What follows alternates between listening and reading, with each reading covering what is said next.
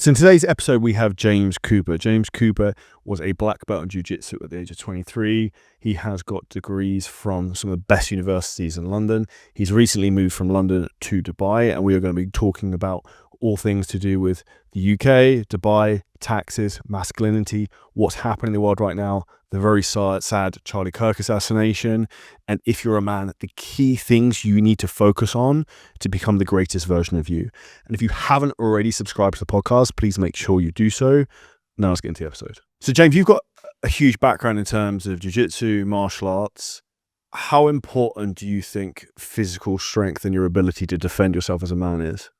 I think when you walk into a room, if you are physically capable, you feel confident. I've done martial arts since I was 14. I started boxing. Started Brazilian jiu-jitsu when I was 15 and now I'm 35. So for 20 years of doing jiu-jitsu. But if you can defend yourself, you feel more confident, you feel more relaxed. If you look at anyone, I'm sure you're the same. If you look at people that have been ex-military, who fought in wars, etc., they're super nice, right? Yeah.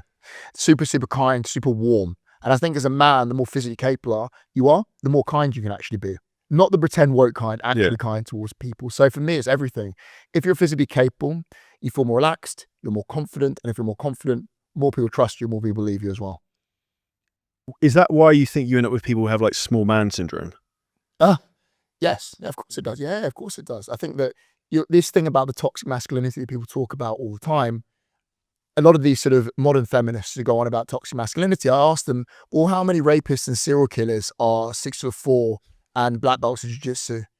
There may be some out there, but it's very rare. They're basically incels, men that feel incapable and they don't have control of their own life and then take it out on other people. And from my opinion, the way society is, and I think there's kind of a bit of a pendulum shift, and we can kind of go into that, is that society almost wants to protect those people, and it's kind of pull down the strong men, the strong people in the world, and kind of dilute what men are supposed to be in many respects. Yeah, as a man, I think that people this is unfortunate, people that haven't had good fathers growing up. I was lucky enough to have a 2-parent household, that good parents. They weren't perfect, they're pretty good. Came from parents who were both dentists, upper middle class family. So I saw what having a good mum and dad was like. I had a good male role model and good female role model growing up. I think that it's always been a bit like that. I think that people always favor the underdog. So people feel like people that aren't doing as well or are physically weak need protecting, and people that are strong, physically strong and earn money are seen as the oppressor. But as a man, it's built into our DNA. I can tell you this from being a man myself, obviously, but also seeing my father growing up. Men in general, they're protectors. We want to provide. It's not to get anything back from people. We generally are problem solvers. That's what we do. And we want to help a family and protect a family. It's not to control anyone at all. Of course, Charlie, the people out there that generally are controlling and nasty, but 99% of men, generally it comes from a good place. And what you said there actually about like the controlling and nasty, from my own experience of where I've seen people like that in the world, is often the weakest men who are like that. And like a saying I'm a huge believer in is that the loudest person in the room is the weakest person in the room. Always. So one of my really good friends from school, Modestus, who's I think he's top 16 in the world light heavyweight. So in the UFC, UFC. So he's probably top 50 toughest people walking planet Earth, which is pretty cool. But he's generally not, for the point of this discussion, is one of the kindest people I've ever met in my entire life. Very warm, very kind, good banter, doesn't take himself so seriously because the guy is tough and he feels confident. Whereas you look at these people on Instagram who are very aggressive on Instagram, usually fake profiles, usually the way to describe it, Charlie, the very disordered sense of self is the way to describe them. So very small, very weak, overweight, they're very blunt, it's just the truth. Probably women's never spoken to them their entire life. They're the most aggressive and visceral because they actually feel unhappy with themselves. And people that are very aggressive towards other people, it's because they deep down hate themselves and they take it out on other people. And it's funny you mention this because someone commented some troll bullshit on my social media today, and I looked at the comment and I just looked at the profile and I was like, bro, I basically replied back, so it's like, your profile is a photo of like French fries. I was like, what validity have you got in this kind of conversation? Well, Jordan Peterson spoke about this and I completely agree, and you would agree with this, I'm sure, as well. If you don't have the backbone to put a real profile picture there, your opinion is not valid. Because if you're not willing to actually put yourself out there, if you're going to put yourself out there by making a comment, you need to actually you need to put yourself out there in terms of facially, like who you are. Because the truth is, would you sit down across the table and say that to your face? As long as it's physical violence, what it is because of physical violence, you wouldn't dare say that. And that's the truth. A lot of these people that are very aggressive online are the ones who are literally the most physically incapable. They never wouldn't even look you in the eyes in real life. And the truth is, you're not having an argument, Charlie. This is the thing. If someone has a genuine A debate. a debate, 100%, they genuinely go, you know what? I don't think that's true, Charlie, and this is why. Absolutely fine. But when they start being viscerally aggressive, you know before you even click on their profile what they're going to be. They're going to be a guy literally who's, as I said before, probably hasn't seen a penis in 20 years and stuff like that as well. But it's true. It's just before you know straight away. And people ask me this all the time, Charlie. I put up a post, actually, if we remember about this. Yeah. So I put up a video that said, if I put a gun to somebody's head, and by the way, I said this so you tell the truth. It's figure of speech. It's not literally a gun to someone's head. And you could be a billionaire or be the UFC heavyweight champion, i.e. the toughest person in the world, and have more money than you can ever spend. So listen to that part. They would rather be the UFC heavyweight champion because you can protect your family, and it's also to do with achievement. It basically what happened with this post was, and by the way, anyone I've spoken to in real life, big business owners, friends of mine from school, they're surgeons. They're like, yeah, mate, of course I'd rather be UFC heavyweight champion. I have more money than I spend, and I'm respected, and I can protect my family. Well, everyone in real life. What happened with this, the problem with this video was all these incel type men started commenting on it, and that's been pushed more and more to them. So all's happening because you know why the truth hurts the most. Yeah. The truth cuts you the most, and all of them are going wild on there, literally writing stuff. The usual one would be, he has a low IQ, he's stupid, and we'll have a biochemistry degree from King's. And they go, well, education doesn't mean anything. I said, well, partially it does. It means I don't have a low IQ. And then you click on them and like, okay, you have a low IQ. There'll be literally a picture of them like picking their nose, playing PlayStation, or I don't know, with like a lizard on their shoulder. Really strange. Yeah. But I always feel sorry for them. And it triggered them the most because they know it's true. And we as men, we know it's built in hierarchy. It actually is. Women select from men that can provide and are physically strong. And we select friends that are physically strong and capable as well, that can earn money. And that's our tribe. That's just the way it is. And that's how women select. The great thing about this is, Charlie, not one woman has commented negatively. It's all men. Really? It's all in some men. Not one woman. But then this is also the thing that I find is that the men who would engage on, say, something, even say like protecting femininity or like women's rights. I had something like that on mine about like women's rights and some type of bullshit. I'm not saying that women's rights is bullshit, but like that wasn't what I was kind of talking about. Like the guy, you could tell, was completely off the spectrum in terms of like who he was. And I think that is where a lot of people sometimes, they're trying to protect someone else because they can't protect themselves. They're trying to create these false narratives that aren't even real. So what they're doing is, I spoke to one of my friends who's a psychiatrist from school, and he said that what it is basically, there's two things here. So number one, these type of men is a different breeding tactic. So what they'll do basically is a normal man who's healthy will get physically strong and would earn money and get educated, and women select from them. What these people do is they actually will belittle men that are physically strong and put them down and be the nice guy. And that's their breeding tactic. Every woman deep down hates them and knows exactly what they're doing. So high-end women. They're the friend zone guys. The friend zone guy, yeah. And then you're angry at the women because they won't sleep with them, because obviously that's what they're friends with them, but actually they would never go anywhere near them. But another thing with these people as well is they're going through a selective breeding process, like I said before, trying to be the nice guy. But also another one is to distract from themselves. They're the kind of person that anything that happens in the news, they jump from thing to thing, right? It was COVID, it was BLM, it was Ukraine. I'm not saying any of these things don't matter. However, they just jump from thing to thing and go on their Instagram, and it's just distract from themselves, basically, because they're not happy themselves. We know as men, you have to control your environment and yourself. That's all you can do. You're not going to change the world around you. The biggest impact you can have is generally trying to improve your own life and the close-knit circle around you. I give a great example of this. We've started hiring a lot of Serbian people who work for us. You know something about? Of course, yeah. It's remarkable, called Seven Figure Serbian Systems at this point. And one of the best things I think they have is their mindset is they just don't give a flying fuck. And that is because they have grown up in a society where they've had warfare and they've had all these types of things going on. They've had actual real problems. And like the things we're talking about right now, you weren't worrying about that in 1940 to 1945 about like wokeism and like if a man should be a woman or whatever's going on, because you actually had real problems to deal with. Yeah, people, every single person that comes from that kind of woke sort of mindset hasn't had issues in their life. They haven't. So they create issues. So we know this as human beings. Everyone does it to a certain extent, right? If you have great health, you have a great family, you earn more money than you can spend, you're going to create a problem in your head. Wow, I'm stressed about this. Yeah. Everyone does. Human beings naturally do that because we're problem solvers. We come up with problems. But these people are basically handed everything in their life. Parents are paid for everything, never had to work, etc. And instead what they do is they create problems and create issues, these people. People in war zones don't think about what gender they are. They don't. You go to parts of Africa, literally, and they're generally finding it very difficult to eat. And you tell them about this sort of stuff, about what gender you're, they're just like, what do you like? How is this a question? It's only in Western societies they've had everything handed to them, everything's been easy. And something we're going to talk about in a minute, but what's going on in the UK, the reason we're going through this cycle is because at the moment we've had, us growing up had a very good time in the UK. We're in Dubai now, but growing up was brilliant. The UK is very pro-business, amazing healthcare, super safe. So what happens after a while is good times create this sort of period. You create weak men, and weak men create bad times. So post World War II, well, World War II was horrific. I was actually watching yesterday, I watched on Netflix a documentary about the Nuremberg trials, where they basically had the trials, international trials for all the Nazis. And trust me, post 1945, these people did not worry about what gender they were. They cared about working hard and getting back to business because they wanted to provide for their family, look after the family, wanted to be healthy. They did not care about anything else. So most productive times, fortunate, unfortunate, are post-war, because people actually, same with Japan, the economic boom was post-war, post-World War. Same as US.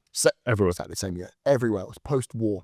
And the reason for this is, everyone's heard of this phrase, but hard times create strong men create good times create weak men, and weak men create bad times. And in the period we're in right now is weak men creating bad times. We've had a great period in the UK and the West, and these weak men now creating massive, massive issues in the West, in the UK and the US.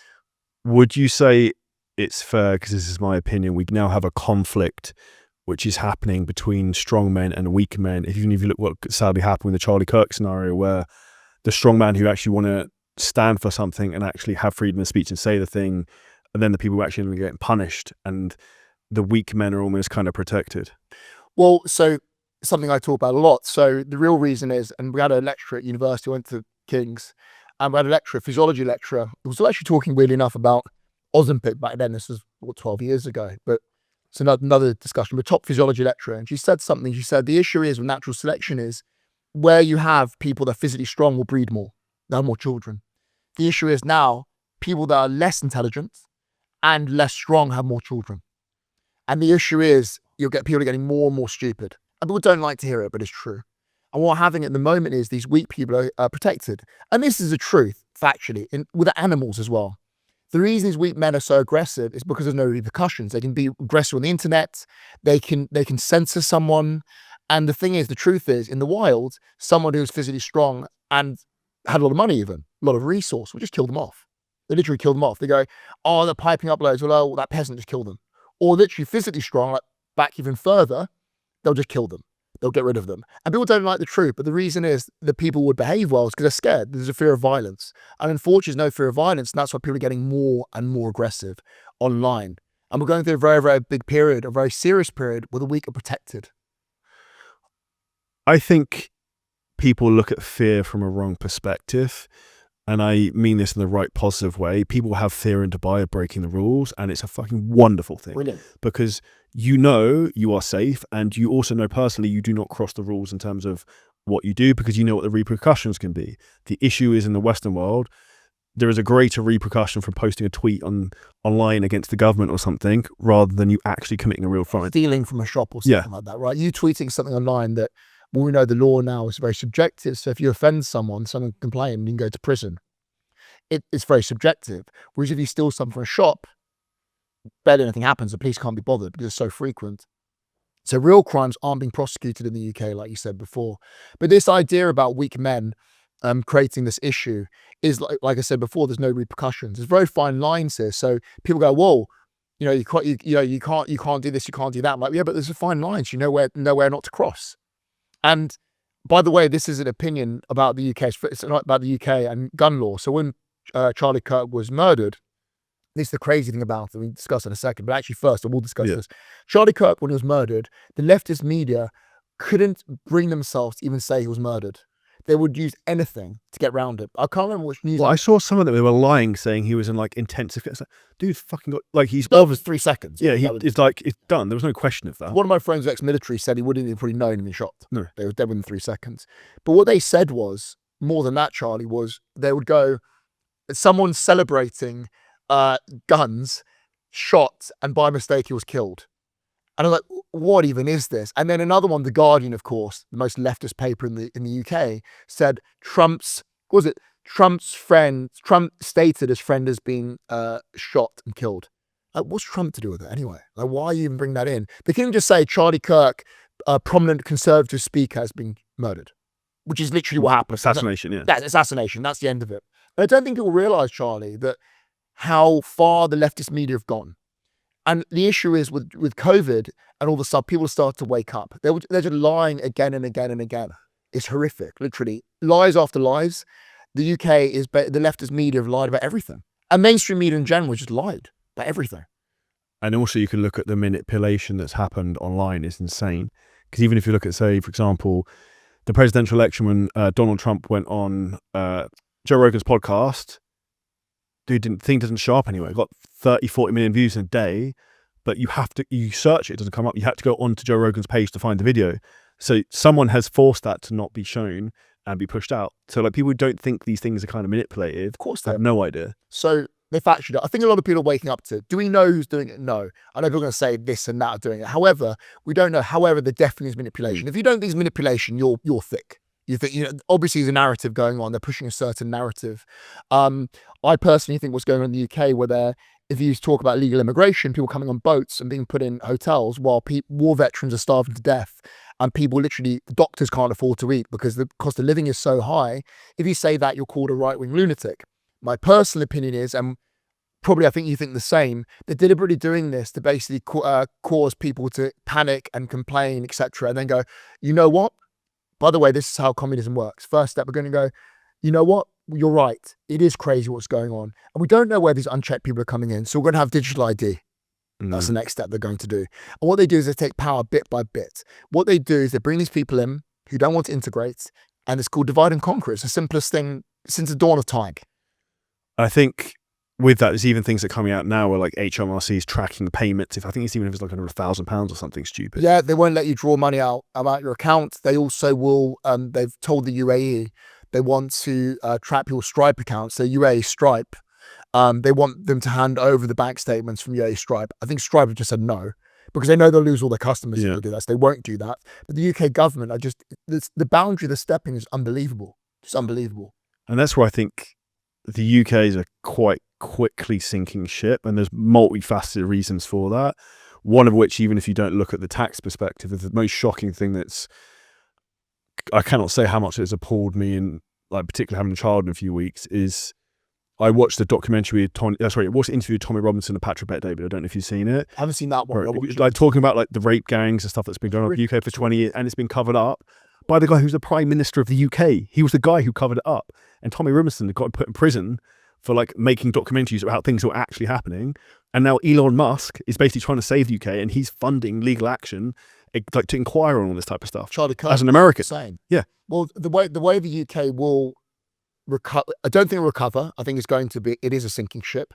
However, the only thing that can make it partially recover is literally embarrassing us so much that Keir Starmer backs off and the Labour government's back off. So with Nigel Farage, he did the same thing. He went out to the US, went to the US Congress and was talking about all the censorship. And instead of a normal person being embarrassed, Keir Starmer then said, look at this traitor going to the US and trying to embarrass us and putting down our country, rather than going, what I'm doing is wrong. And the other thing he did was, anyone that moans, he goes, if you complain, the door is over here. And what's funny about that, the door is over here, is that, well, we clearly know that. We have the highest exodus of millionaires in the whole world. Number one in the world, Charlie. Number two is China. We overtake China. But remember this, China is number two, but China has 20 times the amount of people. Whereas people say the UAE is a bubble, but we have the highest influx of millionaires, and we only have 12 million people. And the US has 350 million and they're second. So you can't tell me this is a bubble. There's the reason this is flourishing. So one thing people also need to look at is momentum and what's happening in numbers. So statistically in 2024, there was 10 million 10,000 millionaires leaving the UK. In 2025, it's 16,000. It's increased 60% year on year. Which is the thing, it's momentum, because you know how that works. Because an example, be personal, I'm sure same for you. If you look at, say, when I moved here almost 2.5 years ago, when I first moved here and the UK was going down the shitter, I would say people were going like, you know what, no one would disagree with me. Like, you know, it's crap. I can't do it myself, but you know, I understand why you're doing it. Now people are asking how. Even the people that said, oh, my wife doesn't want to leave, they're literally like, no, I need to go. I'm done. I can't do this anymore. So anyone that has the physical capability to go is going. And this is the interesting thing. I had this conversation with my dad yesterday, and he goes, well, you know, not everyone will leave. And I said to my dad, I said, Dad, you're a business owner. And he goes, yes. And I said, my mum was Japanese. Mum passed away a few years ago, but she's Japanese. And they had all the Japanese investment bankers coming over in the 90s during the Japanese banking boom.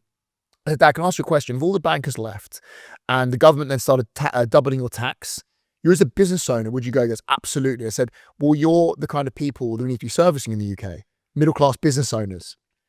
And they're punishing them as much as possible. And I said, business owners are not the people that are going to sit there and do nothing. Because you literally are, you have to foresee things that are going to happen. You make moves quickly.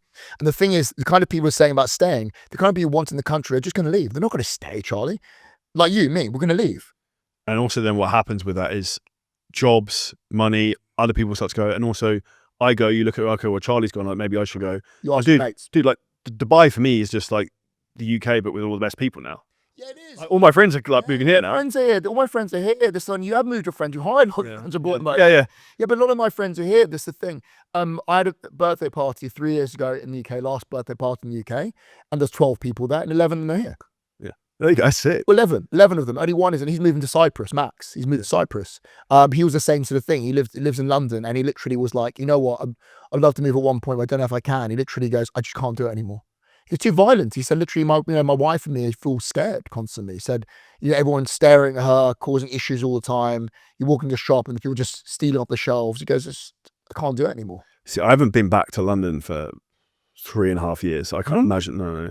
I can't imagine how much that's changed. It's changed more than you think. So I think it'd be interesting to see when you go there, because there's been a massive change. It's like your mate you see after 5 years. Yeah. Like, wow, you're an old man now.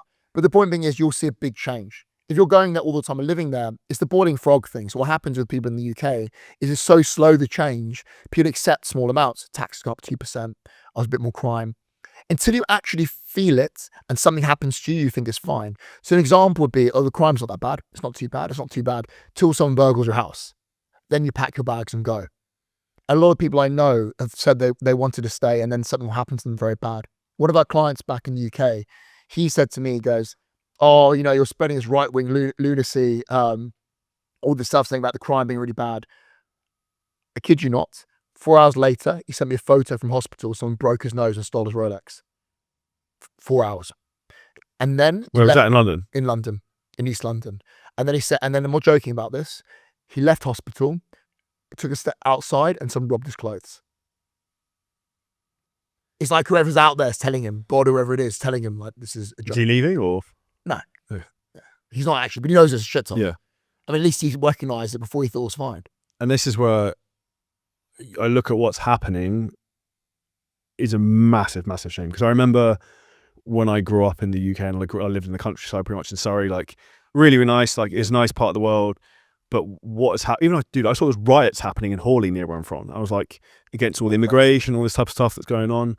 And one thing I think is amazing that's happening right now, actually, I think there's a big protest this weekend, is all the British and Irish flags getting put up everywhere, and like the Union Jacks, and I think that is huge, because I think the country kind of needs to get its patriotism back, because transparently, I almost feel kind of ashamed to be British. You are ashamed because you're the laughing stock, right? It was a joke. And like 120 years ago, we were the most powerful country in the world. By far. So like, you're going to love this, right? So people don't understand this. They go on about the Mongol Empire, the Roman Empire. The British Empire was the biggest empire ever.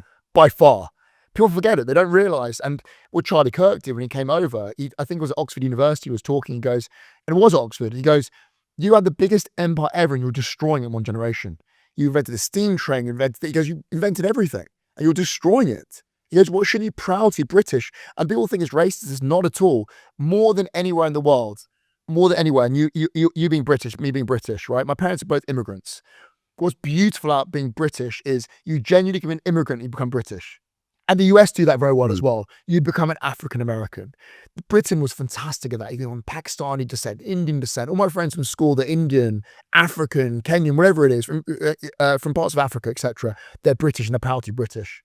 One of my really good friends, quite a famous podcaster now, is an orthopedic surgeon called Ahmed Malik. He left the NHS because of what happened with COVID. Point being is, he has a big British flag on his house. And he goes, I'm proud to be British. Because my parents are Pakistani, I'm British. And he goes, there's nothing wrong with that at all. And that's what we're having coming back, I think. And this is what I also think is interesting, that a lot of the people actually fighting to fix the UK are people who were actually immigrants. Correct. And this is where it's not actually an immigration issue, because if you look, or a religion thing, because even the people who run the UAE actually warned that this is happening and who you're letting into your country. Right. And people are leaving the UK, and some people are saying it's because of Islam, to move to an Islamic country, Dubai. So like, it's nothing to do with religion. Islam. It's not. So it's not. And the thing is, this is the thing. So it's, if you look at this, the UAE, I think it was the Foreign Secretary, the speech we talked about 3 years ago, who said, you're harboring extremists in the UK. And he goes, we understand the Muslims, how bad it can get. And you're harboring terrorists in your country. And the fact was, remember, he was told to talk in Arabic, and he goes, no, we're talking English so everyone can understand. And the fact is, I spoke to one of my very good friends from university. He's a lawyer, corporate lawyer, went to King's with me. He's a very, very smart guy, Pakistani. And I said to him, as a friend, I said, what's going on? And he goes, it's the type of Muslims letting in. He goes, you have scummy, he goes, you think scummy white people don't cause problems? Yeah, he goes, scummy black people cause problems? Yeah, absolutely. And then it's the type of people we're letting in, because if you come to the UAE, you need to work. You go to the UK, as an immigrant, you go there to sponge. And that's the difference. And that's why there's a problem. Do I even blame the people coming and sponging? No, I don't. I actually blame the people allowing it to happen. And this is also, I can understand if you were a country, maybe like Germany, you've got massive land borders. We're an island. So like, come on boats. You're not swimming the channel. Like if you do, like fair play, you can like, you can come in. Yeah, you're just, you're strong enough to survive. You can probably, you're competent, right? You can pass the test. Like that could be the test. Maybe swim the channel, you get in. Right. But like the reality is, if you can't protect that as a border, then like, what's the point? Well, they come from France, so France sends them over. They go through Europe, mainland Europe, and they go to France, then go across the border. Was the French have been told they should be stopping them? The French don't care. I mean, fair enough. They're just like, well, you go to UK, I don't care. That's how they're dealing with the problem. They're pushing. They want to get out of their country. Correct. So, but the issue is, yes, they should be sent back, and they were just not doing that. And is it sad? Are all of them bad? Absolutely not. I mean, are there a lot of bad people coming out 100%? But are most of them bad? I'm sure not. I'm sure they're not. But it's not a problem. We can't deal with it. You can't put these people in 4-star hotels where the cost of living is getting to the point where people that have professional jobs, like doctors, can't afford a 1-bed flat. There's something wrong with the system. It doesn't work anymore. If you do the same thing as our parents did, if I became a dentist like my mum and dad, I'd have a much worse quality of life. And unless I had a flourishing business, because as a dentist, you can own practices. But if I was just a normal NHS dentist, I'd have a terrible quality of life. Terrible quality of life. But my parents as dentists back then had a great quality of life. Kids went to private school, big house, nice cars, all this, etc. 2 big holidays a year, business class. But if we play the same game as our parents, it doesn't work anymore.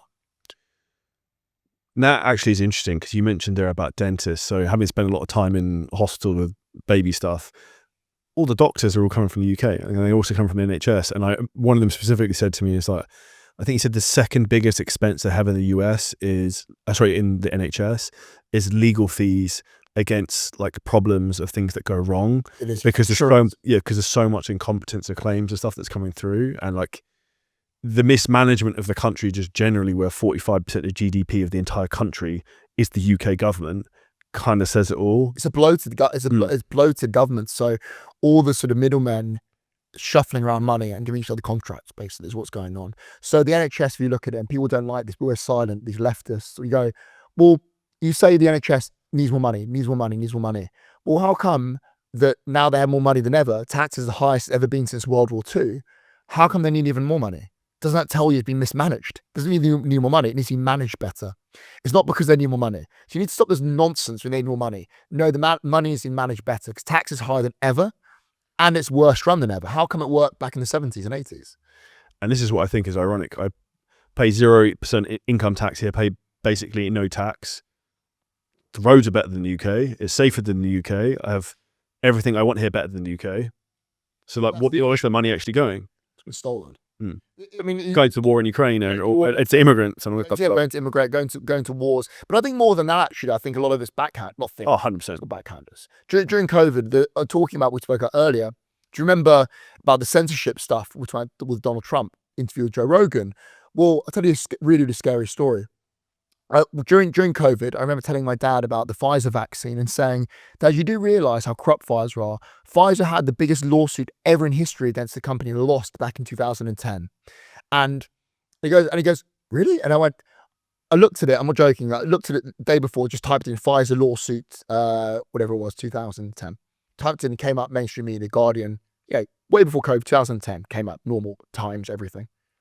When I showed that to my dad, and then typed in exactly the same thing, gone. Pulled. Pulled. Yeah, because everyone saw it and they removed it. And that's not a conspiracy theory, it's just a fact. It's just a fact. And all these backhand has been given. It's like during COVID, right? When someone said about the vaccines, when they first came out, probably you and me, same sort of thing, I felt great. Okay? But then when I knew something was wrong, was when they said, you have to have the vaccine to travel. You have to have the vaccine to work. And I was like, hang on, this doesn't make any sense. You said the vaccine doesn't stop the spread of the virus. So how come if I don't have it, what difference does it make to somebody else? Because the vaccine only supposed to protect yourself. That doesn't make any sense. And then my GP had a blood test done. He goes, you have antibodies to COVID, you've had COVID, you don't need the vaccine. And then people were saying like, if you don't have the vaccine, you're going to kill my grandma. This doesn't make any sense. People were so brainwashed. It was crazy. Even a sad thing with that, it's like I remember kind of falling out with my dad from having arguments over it because I'm like, dude, like I'm super fit and healthy. There is nothing wrong with me. And also like I can't actually, if I have the vaccine anyway, it doesn't make any difference to you because it'll stop me spreading the thing in the first place. So but it's mental. People just but it was bizarre, Charlie. This conversation you said you were having with dad, it was mental. It was a complete brainwashing. You'd like logically go, Dad, it doesn't stop the spread. It stops you getting ill. And didn't even do that from the statistics now. But the point is anyway, that's what we thought back then. And they just go, you're killing other people. And you're like, what's the point of this conversation? It was scary. But showing recently all the political stuff, the brainwashing of people is just scary. Do you think there is any way out of this for the UK? Because in my opinion, the only way out of this, and I actually thought it was interesting, obviously seeing the sad assassination of Charlie Kirk, is that what if Donald Trump had been shot? Because I think the US would be like off on the spectrum of the Looney Tunes of whatever would have been happening there. In my opinion, I think we need very strong leadership in that type of realm from someone who's not a career politician, who can actually kind of come in and sort shit out. Yeah. Right. Yes, but so if someone came in right now, and I can't say who, you'd probably say Nigel Farage, it doesn't really matter who it is. Someone who's a businessman, who's very driven, businesswoman, someone who's driven. Absolutely, they can save the country right now. But in 3 years, 4 years time, when they, which they will get voted out, Labour will be too late. It'll be done. And that is what's going to happen. The only other option, Charlie, could be that it'd be very about the US step in. And that pressurize them, stick with sanctions and set pressure. That's the only way, is pressurizing the UK government. So, did you use Twitter at all, X? Not really, no. Okay, so this is on Twitter. So this is an amazing platform in terms of it actually has free speech. So the stuff that I've seen on there, and like you get super influential people in the US just say whatever they want because they're not going to get banned or thrown off the platform. All these like big people in the US chiming in on what's happening in the UK. Oh wow! They seem to be more passionate about it than the British people, which I think is phenomenally interesting yet sad at the same time. Which is why when I saw Elon Musk getting involved, it's the only time in my life I can ever thought like it'd actually be really good to be a billionaire because you actually be able to have enough influence and resources to be able to do something about this. Do you think the reason why British people aren't doing anything is because it's typical British stiff upper lip and just not saying anything? Oh, we'll get better. I think it's a cultural thing. British don't. British people stick their head in the sand, and it's also why British people can't make decisions with things. Oh, they'll get better next week, or like the Conservatives have come back and sort out. Like the Conservatives were in power before, and it was not going to. They put us in this kind of mess as well. So it's not. They're both as bad as each other, in my opinion. Well, they won't. But neither. The problem is actually don't want that where you have two unvotable parties, which reform will get in next time. I was 99% sure. But the issue is you actually want strong opposition. You don't want literally parties that are completely unvotable, because the Labour Party and the Conservative Party are unvotable. And the head in the sand thing, yes, is very British. It's like the thing about, we talk about any kind of business. The reason why the US flourishes so much is, this is what makes me laugh. We'll go, oh, it's fashionable. The US is crap. The US economy is gargantuan compared to any other economy. I think people need to understand this. They seem to have this weird idea, oh, the US is a shithole. It's got problems. Of course it does. Is it mental? Yes. But America's so powerful compared to other countries, it doesn't even compare. It's not even comparable. The state of California is the 6th largest economy on its own in the world. There you go. And then I'll give you context in terms of land mass, because I did this recently. If you fly from Vegas to New York, it's basically the same distance as Dubai to London to cover across the country. I didn't know that. It's like 5.5, 6 hours. It's so vast, and the number of different types of landscapes, different type of people, and another one as well is people are very different everywhere else. Massive. They're very different. What I love about the US though, you can moan about as much about Americans you want. They're this and that. However, they love success. They love it. They love money. They love success. You're not going to get. I mean, only recently in the last 5 years post COVID. Whenever you know what it's like 5 years, I've never been to the US and someone gone to me like, they look at you like badly from shape. They love it. They love it. They love it. Oh man, those guns are massive, man. Like, you know, everyone loves it there. Nice car. There'll be literally homeless people saying nice watch. They love it. Nice car, man. Literally, a homeless guy on heroin is going, nice car, man. They love it. And then special. And I don't think I've ever really had that in the UK. Like anyone really just ran, like person I've never fucking spoke to. But I can still remember when you were saying that now, like multiple times when I was in Vegas earlier in the year, like the Uber driver, like, oh, you don't skip leg day, or like random people in like the supermarket come up to you and like just say stuff and start talking to you. I think that is a very London thing though. If you go up north in the UK, 100%. People are off, they give you much more friendly. Yeah, if you go to, Chester about 5 years ago, I'm up north or York, people do give you banter and say, oh mate, you've got really good shit physique. People will tell you. They'll say good morning to you, etc. But the truth is, yeah, Americans, that's why they've done so well, is the attitude. And the issue is that the reason why I don't think we're going to recover is the attitude of British people is terrible. Very, very anti-business. The whole idea of the NHS, whether people like it or not, is very, very leftist, the whole thing. It is. We don't really understand that because we've grown up with it, we think it's normal. It's got great things about it. I think it's beautiful that you go in literally and nothing will happen to you if you're, God forbid, something happens terrible to you. However, it's not free. This is the thing as well. People think the NHS is free. It's not free. You're paying for all of this stuff. But the point, I digressed. The British attitude is crap compared to Americans in terms of success. People will always see someone who's done well and they'll see themselves in them and go, I want to be able to do that myself. Whereas a British person will drag that person down to their level. Whereas an American person go, that guy's done really well. I want to do the same. Okay, so I'll ask you a question on that. Do you think the British people who are in Dubai are the same as that?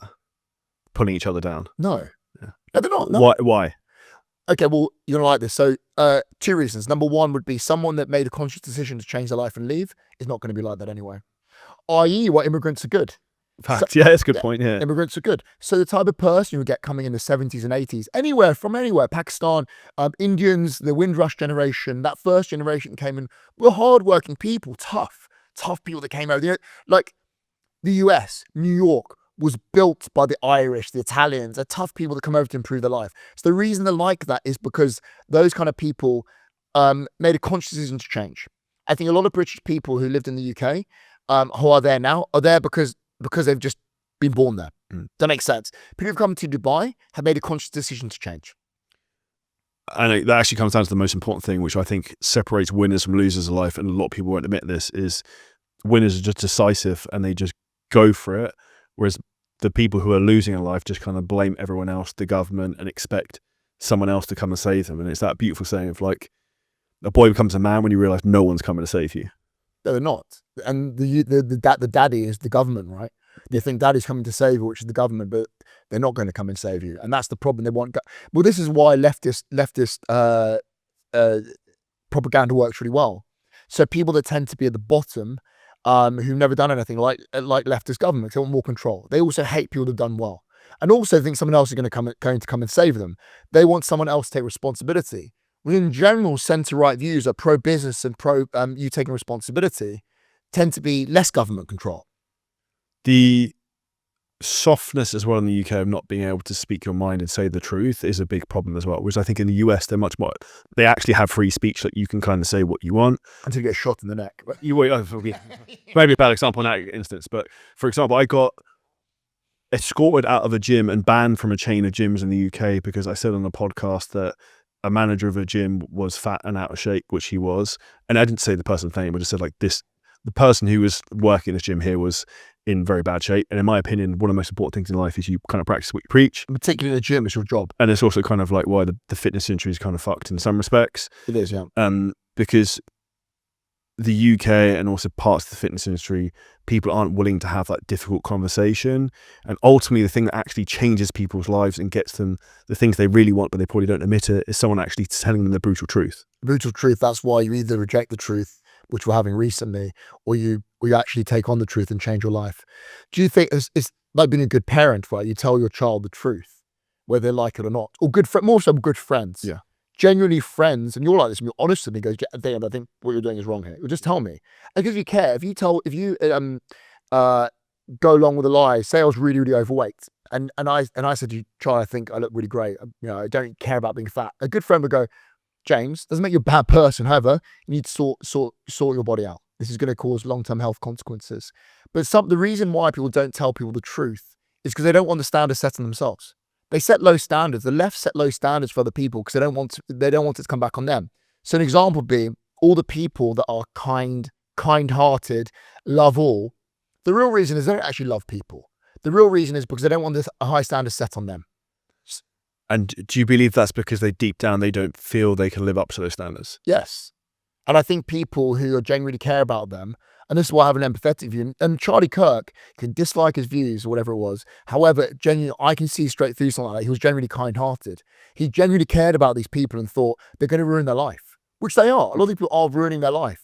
This weird ultra-left woke mindset. Same with far right. It's exactly the same thing. It's the same kind of thing. Actually, you go far left and far right, they're the same kind of people. They're just blaming somebody else. Yeah, the extremists. They're the extremists of anything, right? It's the same of any kind of group mentality is extreme. They basically want to blame other people and not take responsibility. Some of Charlie Kirk genuinely cared about people. He wanted the best for these people and realized these people genuinely are going to ruin their life. And the real reason these people set low standards is because they don't think they can get there. From a fitness perspective, I see a lot of, say, for example, successful men that obviously I know you work with in your business, who are very out of shape, yet they're very successful in every other area of their life. And I also get frustrated on the other aspect of that. I speak to a lot of fitness trainers who are in amazing shape, but like their financial situation, their business is a complete joke. Why do you think people kind of can't manage to do both? Yeah, so I think you pretty know the answer. The reason is because people who are very good at something get obsessed with one thing and they push everything to the side. It's the example of some guy that a lot of fitness trainers don't understand this. The guy who's a multimillionaire, built a business from scratch, is not lazy. You need to stop this idea that someone who's fat, who's a multimillionaire, is lazy. It's not lazy people. It's obsessed with one thing. They pushed everything to the side. But a big belief a lot of these people have are super wealthy, that are out of shape. None of them are happy with how they look. Because to build a business that earns a lot of money, you have to be very honest with yourself every day about numbers. So no one that's honest themselves will pretend they like being fat. None of them. But a lot of millionaires, where they like themselves, is they think, I'll eventually get there. I'll do that later till it's too late. And the fitness trainers who don't earn money, are they a little bit different with them. I think a lot of them actually would go, it's like a defense mechanism. So what they'll do is get into really good shape and protect themselves and go, well, yeah, that guy's a millionaire, but he's fat. Whereas actually, you should be both. You can be both. If you take that same kind of regimented lifestyle, precision you do with training, the way you eat, and brought that to building a business, you'd earn a lot of money. So how did you get into shape, John? Well, what I did was I basically found a coach or researched online how to get into really good shape, followed that for a long period of time, made some mistakes in my training, then went back to that coach and asked questions and then refined them. Cool, okay. And did it go well at the start? No, not really. Actually, I made a lot of mistakes. But then you changed over time. You asked someone that knew more than you, a coach, right, to get into shape, and then followed that for a long period of time, consistently. Yeah, that's how I did it. It was exactly the same way to make money. No one I know, but people aren't honest about this till recently, in the last 5 or 6 years, where it became acceptable to have a mentor in terms of business. Every person I know has earned a lot of money, not in fitness, in any kind of restaurant business. It can be in tech. They've had a mentor. They've literally handed money to and gone like, and they'll be like, no, I don't want money. They're like, just show me how to do it. And they listen to that mentor, because a mentor, first, obviously knows more than you, Charlie. But second of all, a coach or a mentor can think emotionally logically rather than emotionally.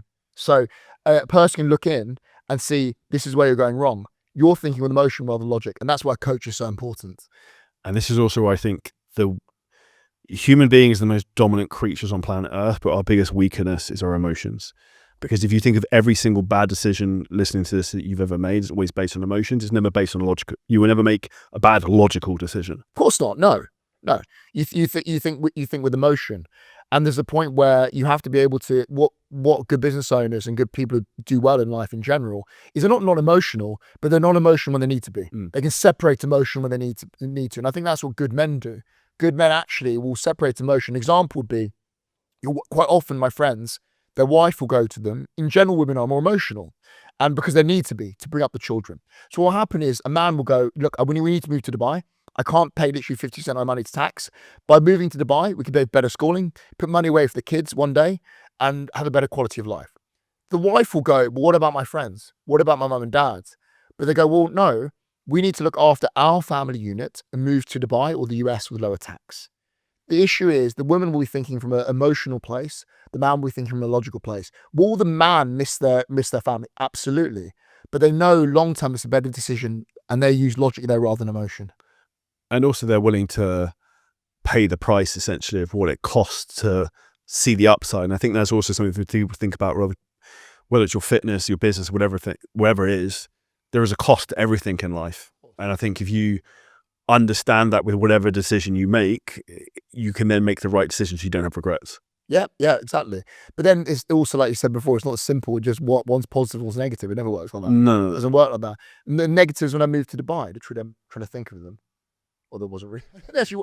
It's a bit warm in the summer sometimes. Yeah, right, being serious. But I'm not going to get stabbed. Yeah, you're not going to get stabbed. So you can, being serious, so positives and negatives actually about moving to Dubai.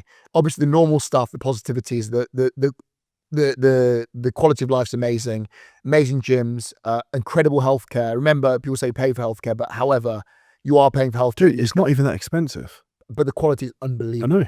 Unbelievable. Not even comparable. If you have private healthcare here, you go straight to a specialist straight away. You don't have to see a GP, etc. Go straight into King's College, see a specialist straight away. In terms of, it's much safer, obviously, here. The values are what I would call normal in the center right. They're normal. If you had the values what we have here 20 years ago in the UK, you'll think it was normal. That's the truth. It's just like British values were. It's very British here. Just like normal values from 20 years ago. People think of right wing, it's normal values. The only negative side are two things. Heat in the summer, which it doesn't really matter because the aircon's incredible here. You can go abroad over the summer, but also the driving here is fucking mental. Yeah, I would say it's like the wacky races is kind of... way you describe you cross lanes and it's... Yeah, dude, it's carnage. I think that's a stressful experience. I think if you can, or if unfortunately you work for yourself, is you try and structure your days, you're not driving in peak kind of hours.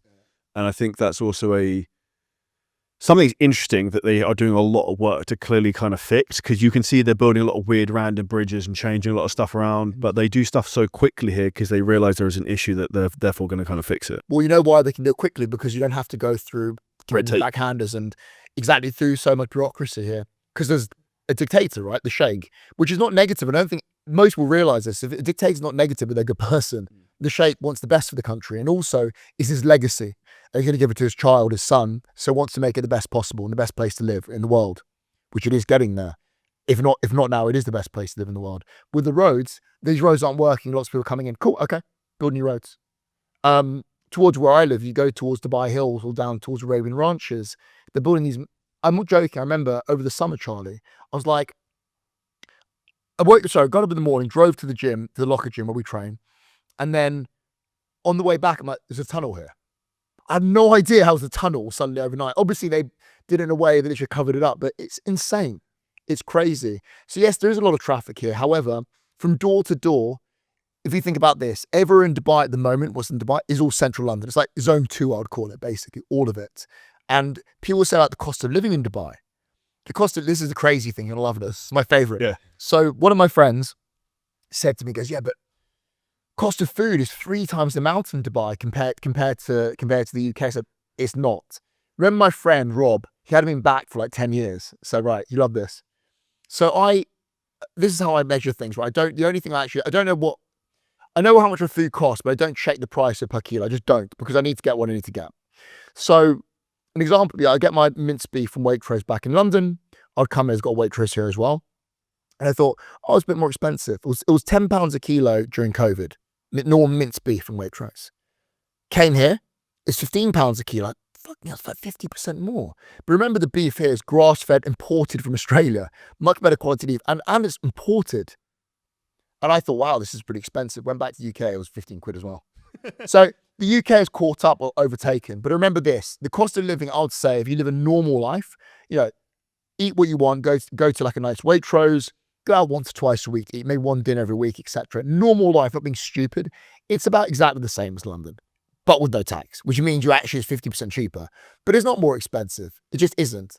And I think that's a massive lie. Like we both noticed when we made a video, so it's like 10x expensive to live in Dubai. I'm like, on what grounds? I think, in my opinion, actually the most expensive place I've probably ever been is maybe Miami. Like parts of the US is very expensive, like Miami, parts of maybe LA. LA apparently is, but Dubai, in my opinion, is kind of pretty cheap. And also, if you look at like where I live, for example, I live on the beach. I can go anywhere I want in 20 minutes. I've got 7,000-8,000 square foot house. You have 20 minutes from the centre, from Dubai Mall, like the financial district. It's like, imagine living 20 minutes. Example, imagine living 20 minutes from Selfridges. What's that? Literally like St. John's Wood, all these areas, right? How's there £20 million? £20 million for the worst house. For the worst house that's decrepit and horrible. You have to refurbish it. You live on a beach. You literally walked onto your private beach. Obviously, it doesn't exist in London. We can't help that. But the point being is, it's still cheaper than living in St. John's Wood, 20 minutes from there. And also on top of that is, give an example, where I used to live when I first moved here, I lived in Business Bay, about 5 minutes from Dubai Mall. So imagine literally living 5 minutes from Selfridges or Harrods, right? My rent for a 1-bed flat in a 5-star hotel was £2,000 a month. Right, how much that cost in London? 8 grand? Minimum 8 grand a month, right? So it's 4 times the cost. So saying it's 10 times more expensive is just an outright lie. It's just a lie. And that's where I think you talk about the tax savings, you talk about things like fuel. It's also like, I don't even look how much it is because it's so kind of like irrelevant at that point. If another tax, 20 quid, 25 quid. So I think that's where people kind of quickly kind of see the difference. Do you think you, from a business and an entrepreneurship and like a networking perspective, it's helped you being here? Absolutely. People are more open-minded to business. So we found with our business here, people are genuinely more helpful. They are pro-business. People are willing to go and have a chat with you about work. Also, people with any business will genuinely be more open-minded to help each other out. In the UK, people are very close-minded. But also, people have a massive fear of spending in the UK. Well, quite rightly so. The biggest thing actually looking in the UK about the attitude is, it's not just the high tax and the cost of living. It's fear of what the Labour government are going to do next. I have no idea. They're petrified. Quite rightly so. I don't blame them. They're scared. If you the fear that you know is not a problem. It's the fear that you don't know. Well, and that's also the biggest danger to businesses is unpredictability. So even if you look, like, I'm a big Donald Trump fan, but like what happened in the US with some of the tariff stuff caused a lot of problems for certain people with businesses if you're like importing, exporting stuff. So like if you're in the UK right now, you have no idea what's going to happen with tax changes, implications. Like it's kind of open season that, and in my opinion, that's only going to go one way, because if it's not going to get lower, is it? There was something I saw online that the current debt in the UK is on course for the UK to basically go bankrupt, because the UK cannot sustain what it's currently doing, because the revenue's staying the same, but interest is climbing so fast on the money that's owed. And so how do they increase the revenue coming in? They have to tax people more, and also the people who pay the most tax are leaving quickly. So one thing actually, as Daniel Priestley, your friend, spoke about, Daniel said this, he goes, the rich should pay their fair share. And he goes, well, what does the fair share mean? He goes, 1% of the population of the UK pay 35% of the tax. He goes, I think that's enough. But the 1% you're talking about that need to pay their fair share are all leaving. So you saying you want the 1% paying all the tax to leave, when they leave, who do you think is going to pay it? Yeah. And I think that's where people end up getting kind of stuck. Yeah, well, that's what's happening. The only thing the Labour government can do is tax more. And they keep doing every single budget that comes in to tax more. In fact, the budget I've heard about, they're going to apparently tax homeowners, literally, just for existing. In their own home, by the way, just for existing. So like my dad has his family home, he's paid off. They're just going to tax him for existing. And that's also another problem they have. A lot of the generational wealth is about to be passed down again, and there's going to be loads of inheritance tax coming off of that, because a lot like that baby boomer generation have big houses in central London that then when they pass away they'll pay 40% inheritance tax on. My dad's an example, right? He's baby boom generation, so he is 80. Is that the correct? I think it's baby generation. Yeah. Post-war. Yeah, post-war. He did relatively well. Normal person, normal dentist. Bought a family home, stretched himself a lot, paid off his mortgage over time. So, to give you an example about house prices, my dad said that our family home cost about 250 grand in today's money. Now it's worth 1.7 million in today's money, by the way. And then I said, yeah, but Dad, what was your salary back then as a private dentist? He goes, about 150 grand. So he goes, so I said, your salary was pretty much, so dentist salary, private dentist about the same now, pretty bit less actually, but give or take the same. The house prices have gone up, whatever that is, like, was it sevenfold? So that doesn't make any sense. But the great thing about this for the government is they're going to take 40% of it. And the people that are going to get punished the most are people like him, like sort of like normal families, basically. People that are super rich are going to put in trust funds, all this stuff. But someone like him will get affected the most, or so I will. But and that's also the issue then, because families are then forced to sell the house because they can't pay that we just said 40% inheritance tax, and that's where actually a generation is getting robbed of their family homes by the government. Correct. Because they've suddenly got a tax bill that's £500,000 that where they're going to get that liquid from. I have 3 siblings, so there's 4 of us. But even, so imagine this, Charlie. Say that I was the only child, right? Obviously, there's 4 of us get split anyway. But say I was the only child. If you have to pay 40% inheritance tax, I physically can't afford to keep my own family home. What? So I have to sell it. I have to sell my family. Your dad paid off in full. Everything. Like, he's paid off everything. Pay tax on it 1 billion times over, everything. I went to private school, didn't use any an NHS, anything. And then they go like, we need 40% of that.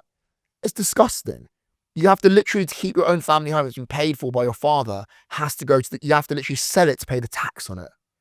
And I don't think I was talking to an Australian friend about this. Australia doesn't have that. So we've just normalized this as madness. And that will be washed out, like you said before. That generation now, they're dying. Like my dad, unfortunately, is 81. Say the next 10 years or so. That generation will be gone. The money will be gone. And then that's also not going to get past the next generations. Yes, our generation will be poorer, basically. We're actually the first generation that are poorer than our parents. Yeah. My friends, I told you, their parents all send their kids to private school. Most of my friends aren't going to be able to send their kids to private school. That's an interesting thing. Do you think private school is the best thing to send kids to? Because from my own experience, I went to private school as well, and out of everyone I know from private school, not many of them are kind of amounted to much. Whether that's because they had the lack of drive because they kind of had everything. Like, I don't know what your interpretation is. So the school I went to school called Haberdashers. The year I went, it came top in the whole country for academically, best A levels in the country. So our school was very academic. It wasn't, so the fees, actually, I'll tell you, were normal private school, but they're actually they weren't expensive. They actually was like a very academic school. So my year from school, 50% of our year went to Oxford and Cambridge. But this is the funny, I'm going to get to this point. They have done well. They work in investment banking, but really they haven't done that well because of the way the system works. They've gone work in investment banks. A few of them really well, but a lot of them literally are not doing that well. So, but the big difference is about going to private school, which it shouldn't be the way, but it just is the way. The biggest thing, it changes the way you speak. People don't like the truth. 100%. And whether you like or not, look at me, I look like a big meathead with cauliflower ears.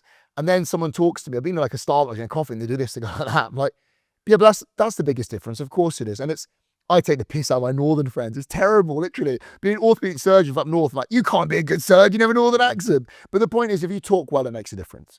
And whatever you say, even my mates have been to state schools that talk with a Cockney accent. I'm like, do you trust someone that talks, who's well-spoken more? And they're like, yeah, I do.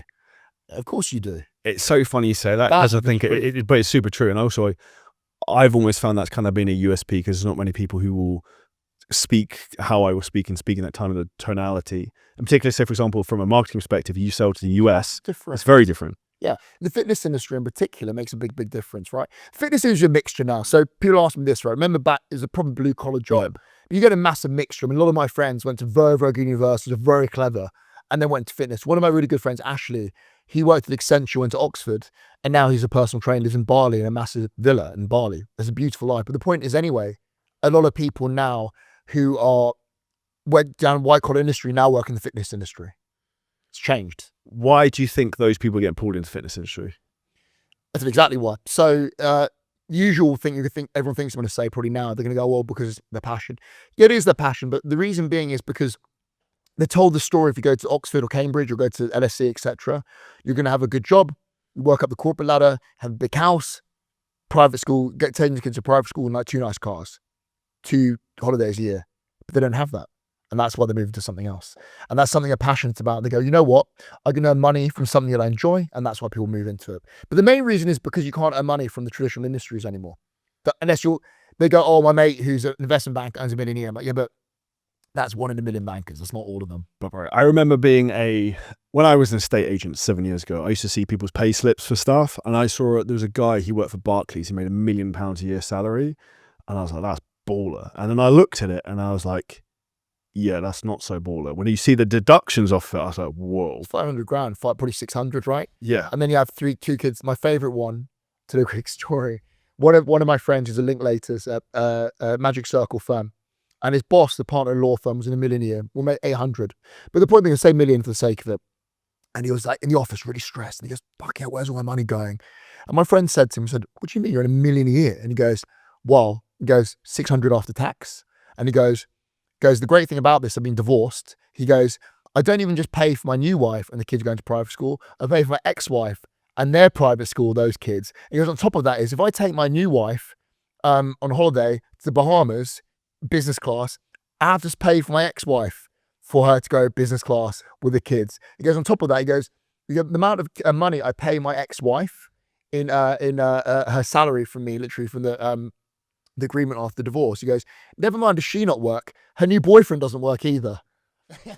I think I know someone else like that. I don't know if it was you told me the story about it, but that's a kind of a common thing to some degree. Yeah, I know quite a few people. Like one of my friends, you'll know if he watches this, you'll know who it is. Peter's the same thing. His wife doesn't work. He basically earned so much money, sold his company, and his wife doesn't work. And the new boyfriend doesn't work either, but based from his payout. What I can't understand is if you were the man who was married to a woman who you're both living off the money from a guy you divorced, how can you have any backbone or spine or like the guy? Yeah, bro, do you know what I mean? Well, they don't. They don't. It's ill, isn't it? Literally as well. Yeah, I don't know. It's not normal, of course. Like you and me be like, I'm not taking his money. It's weird. Literally, it's not normal. You're basically like a cuck. Yeah. It is, isn't it? It's not normal. Literally sitting there, literally taking the money. But it's common. It's not rare. It's not rare, literally, for this to happen. But yeah.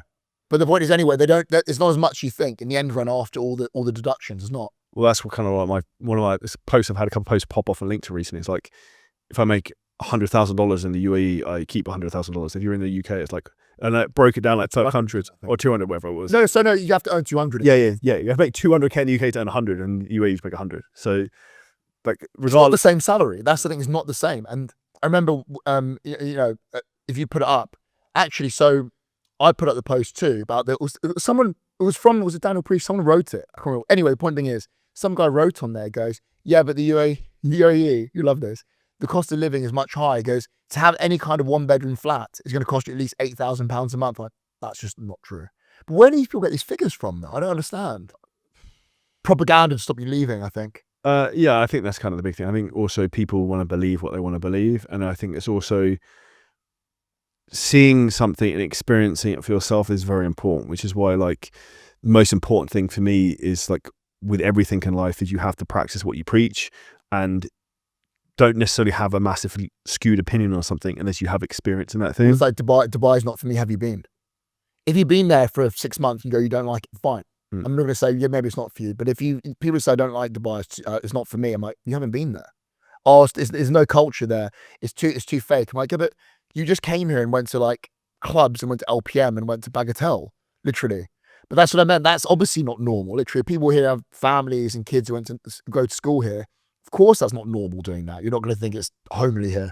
Of course not. What's your opinion in terms of if you were someone who's like in the, even you're an entrepreneur, you're a fitness trainer, about coming to Dubai from the aspects in terms of facilities, in terms of gyms here? In my opinion, the level of quality of gyms here is like second to none. It's not even comparable in terms of for what I do, like martial arts. That scene's insane. Unbelievable. It's unbelievable in terms of the quality of facilities. But it's not even that. Not even just the quality of facilities. It's the amount of them. So give me an example, like a high-end gym here, like my friend's gym, The Locker, Toby's gym. It's unbelievable. People are going there and I'm like, it's my favorite gym, not just because of my friend's gym, quality of service, how clean it is, etc. But the 8 gyms like that, it doesn't even make any sense. Imagine in London. Well, they'll have a space in London. That's another one as well, I think, as well. I mean, they just don't have, London was not built for cars, etc. It's too small to have those kind of things. The funny thing with the gym side is we filmed a video, it's like top 5 gyms in Dubai, and we're like, oh, we want to add this one on the list, and then I was like, dude, we can't do all of them. You can't do all. It ends up being like 20. Well, what was on the list? What was it? I think we had TK MMA, I think we had the Locker Gym, we had Oxygen Gym, we had Banus, and Warehouse Science Park, right, Mike? That was Yeah, Dubai Science Parks, but I've never actually been before, actually. It's good, it's different.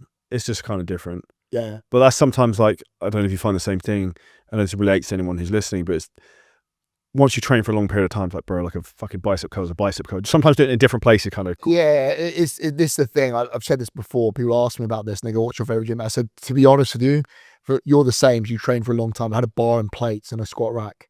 Like, and maybe a couple of machines, like a cable. Like, it's not going to make any difference to your physique. It's just not going to, actually. Do you think too many people overcomplicate their training and kind of train like a wet flannel? Because like the big thing I see is like a lot of people like, and this is no disrespect to anyone, I see a lot of people who are maybe like younger trainers and they obsess over like, and we get like the protractor out to measure their angle to do a lat pull down, but like, bro, like you're like 60 kilos, just like... Well, they are. So, you know, it's actually ridiculous. I wanted to do a scientific study for this. The more you train like that, the more left your views are. Probably true to me. They do. Like Jeff Nippard, he's like 5'5" and it's just like a weird guy. It just, no, the thing is the truth. There's too far. The far right guy, literally, who trains too much like yeah. There's an in-between. Right? So, yes. So people do overcomplicate their training. So if you look at most clients, most people generally need to be doing basic movements. So this is the way to set up your training. If you listen, you need a squat pattern, a hinge pattern, a vertical press, vertical press, vertical pull, horizontal press, horizontal pull, and a single leg movement. And do you need to squat for that? No. However, you need your squat patterns. To give an example, someone that can't barbell squat, you could put them on to a box squat. They can't box squat, they can do a goblet squat onto a box. But the point is you need all those patterns. A hip hinge, can you barbell deadlift? If you can't barbell deadlift, you could do a trap bar deadlift. The point is those movements, and you load them with 2 to 3 sets of 10. Once you can do 10 sets of that weight, you increase the weight. That's it. And you probably need to weight train 2 to 3 times a week. 4 maybe, but that's it. And this is where I actually said this to Mike beforehand. Like for me, the secrets of success in everything, the more experience I have, whether it's in business or fitness, and more people's business I look at, the more training I do, is literally just consistency. Yeah, like, but most people aren't willing to kind of do that, or also it's not necessarily the answer they want to hear. And actually, I'll give a good shout out to my friend Freddie. So I asked him, why are Stephen Bartlett and Chris Williamson, why have they done so well on podcasts? And he told me the answer I didn't want to hear, and it was focus and consistency. Because I was looking for the red shiny object, and they must have had this secret strategy. Not at all. But it's not that. How many people you met in real life that are super successful, right? And I met them through martial arts in particular, and I inspire with them, and they're not that special. But what makes them special, they're consistent. They keep turning up, and they've lost a lot, and they just keep turning up. Business, lost shitloads of money, keep doing it. The same with the athletes, actually. A lot of them just literally have lost and made loads of mistakes. And they literally just keep turning up again and again. And the magic formula is a consistency. All the people I know, the best physiques in the world, their diet isn't perfect, but they're just consistently 90%. Business, consistently 90%. Do you think you having that trait, one of those things came from the background of martial arts because you were disciplined? And were you black belt at 18? I was black belt 23. 23, yeah, 23. So, to me, I think 3 things. I think one of them would be doing martial arts from a young age. Basically, you step in a martial arts gym. I started jiu-jitsu at 15. You step in a gym and you get beaten the crap out of, and then you have to realize you're responsible. You can't blame somebody else. Well, you know it's hide at that point. Yeah, you can't hide. So when you go into a martial arts gym, boxing, wherever it is, a real martial art, you spar. You either go, everyone gets beaten up. You either pretend it never happened and walk back out, or, which is most people, or you admit it happened and you want to learn it, basically, right? So I was one of those people. And I'd realized you're just consistent at something. There's always beginning at martial arts is problem solving constantly. There's always a solution. Someone will hit you with that submission or that sweep. And you're like, why does that happen? And Roger, my instructor, be like, that's the reason why. Put your head there. There's always a solution. constant problem solving. So yes, partially martial arts, but a lot of it's my upbringing. My mum is Japanese, and they're very, very methodical with everything they do. Like very, there's just like they're very motionless. So that everything they do is about perfection. So it's by the samurai culture. Literally, their culture is built on just war, basically. Fortunate or unfortunate, they're very, very, very violent people through wars, but they're very, very emotionless. So they have a phrase called Kaizen, which is what my program's called, the Kaizen Warrior. It's about consistent improvement every day.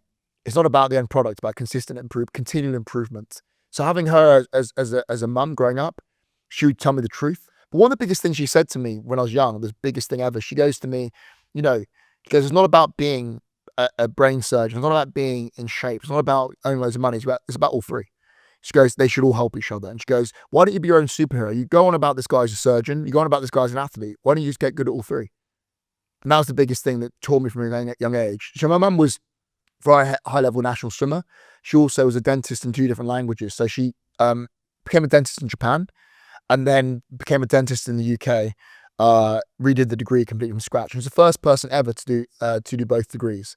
And they're Japanese, you come across them, the worst English in the world. No English. So you had to learn. Imagine doing a dental degree. It's hard enough in a foreign language. So my mum basically was very, very driven for like that. I just saw my mum, how hard she worked, and just took her as an example. Do you think one of the reasons why we maybe have so many weak men in the world now and people who are just coasting is they haven't had those examples, whether it's a father figure or their mother? Yeah, unfortunately, yeah, I think it is. I think I know the biggest blessing I had was having a stable upbringing. I think that I had a good female and male role model. People don't like the truth. Unfortunately, Jordan Peterson talks about this, but coming from a broken home is one of the biggest indicators of being unsuccessful, unfortunately. But there's huge amounts of people that use that pain as positive, like Elon Musk. They'll become very painful households and go, I don't want to be the same. But I was very, very lucky to have good male and female role models. And you're right, the reason why a lot of people, the reason why a lot of these men end up very angry toward masculinity is unfortunate. They've had a mum bring them up. And what happens is their mum, unfortunately, is bitter, and they say any masculine traits are bad. And the boy's been brought up to be an apologist, that anything masculine is negative and oppressive because their mum hates men because of what happened to her, unfortunately. And they bully any kind of masculinity out of their child. And that's what happens to a lot of these boys. And they're hating masculinity, thinking masculinity is toxic their whole life. And I think that's one of the biggest probably issues we have in society right now. It's probably the root cause of a lot of the problems, although a lot of people probably don't want to admit it. Well, because they go to school, young boys will go to school. A lot of people come from broken households are brought up by their mum. Then they go to school and there's a female teacher and they have no male role models. So they're obviously going to end up in a bad position where they see anything as masculine as bad. Now there's woke nonsense as well. You're told that being masculine is bad.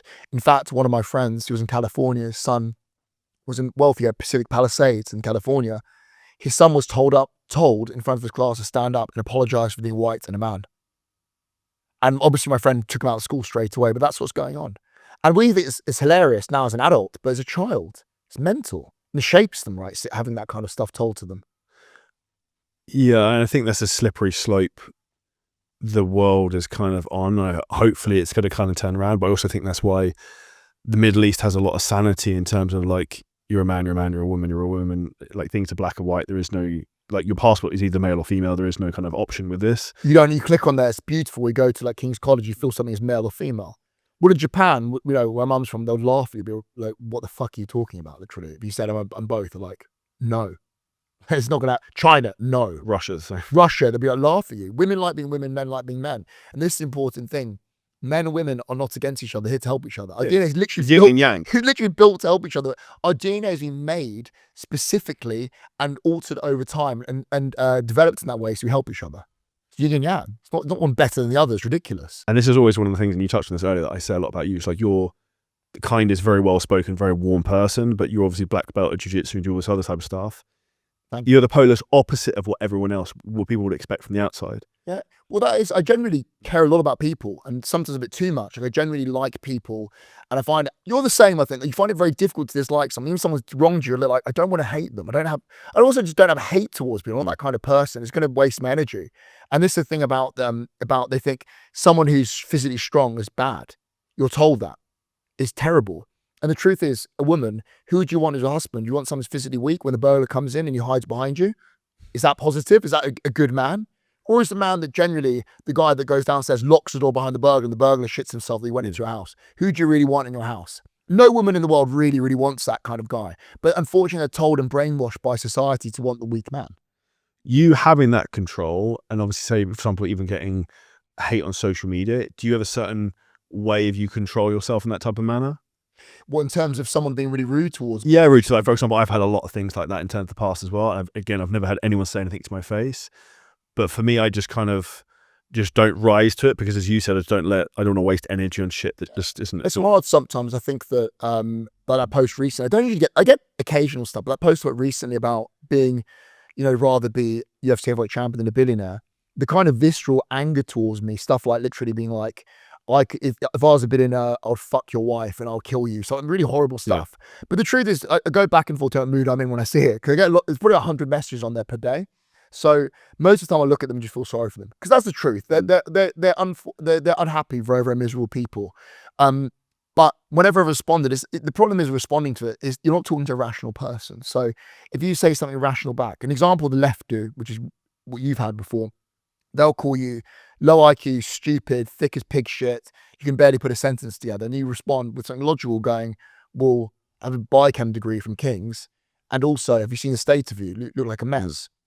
Then what they'll do is they'll chime in and go, look, you're a bully. Like, yeah. Hang on a second. Like, you started it. Correct, right.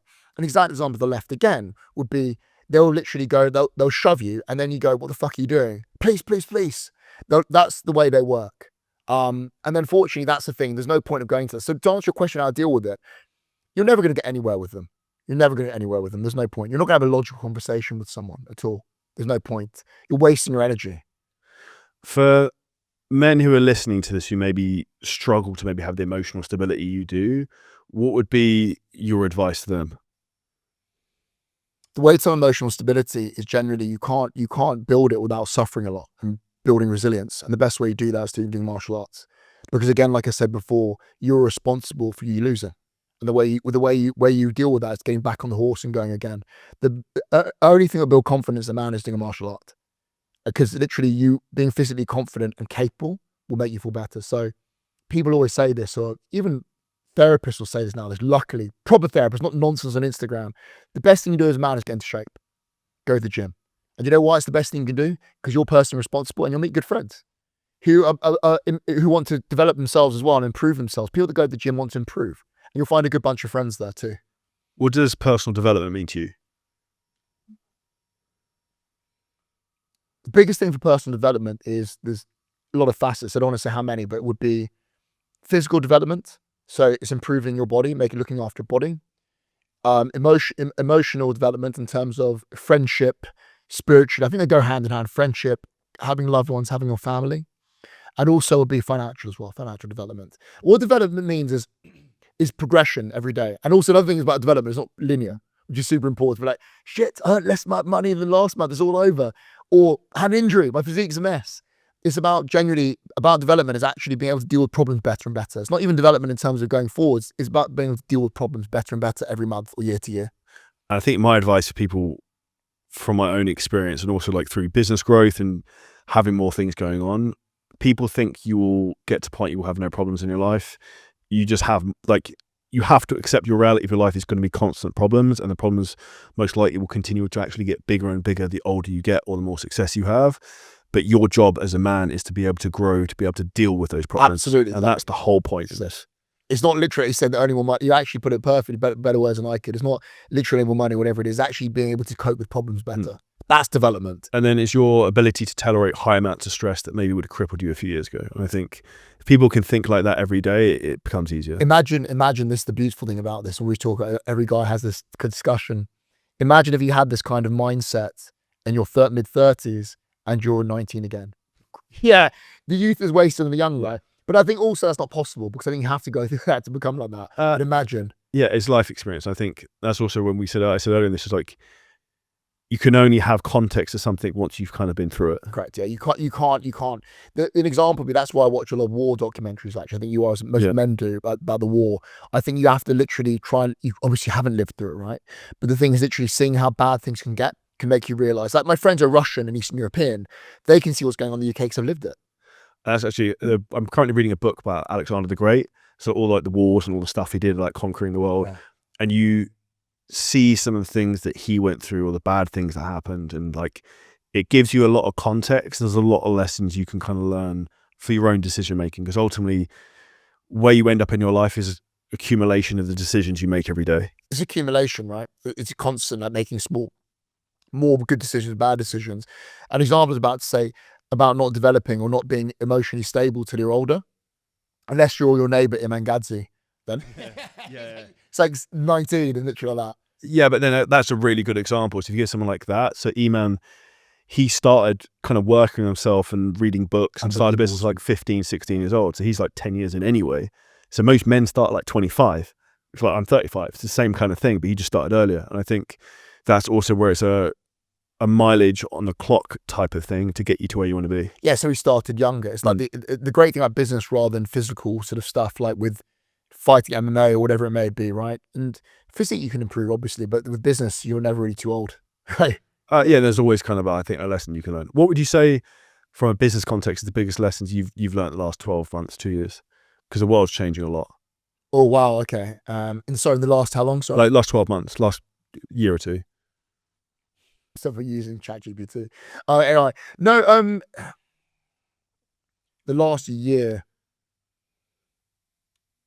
Well, I think the biggest thing, so I've employed people a while ago. I think the biggest thing would be is, as a business owner, is actually realizing how it's changing and actually so foreseeing change. So making changes before it's too late. Yeah. That's in the actual exact example, being quick with implementing. So a lot of people, same with like moving to Dubai, people are like, oh yeah, I'm moving a year. I'm like, no, you know the problems now, implement it now. To learn from you, actually implementing things now.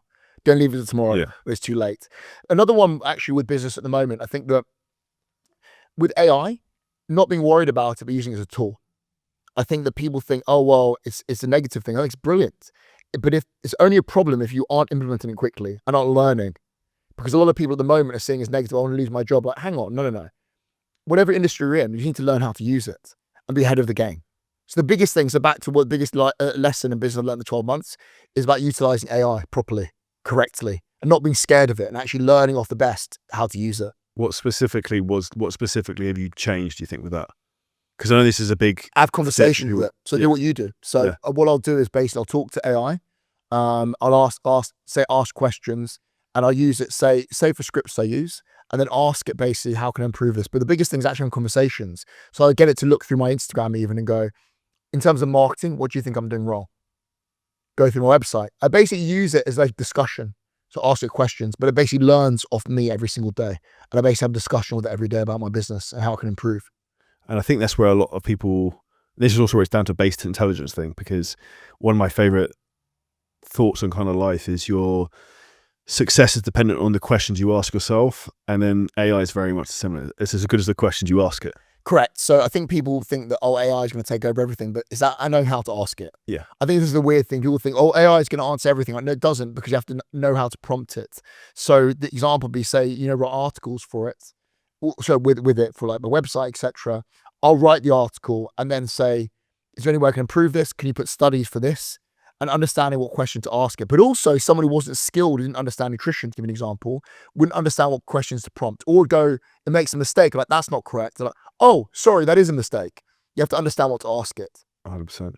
In terms of your background, I think what you've done from a martial arts perspective, and I think your outlook on life is really, really inspirational to a lot of people. And I think, thank you, John. There's a lot of men and people listening to this who their lives have changed dramatically. They took some of the disciplines in terms of what you do every day. So big thank you for your time today.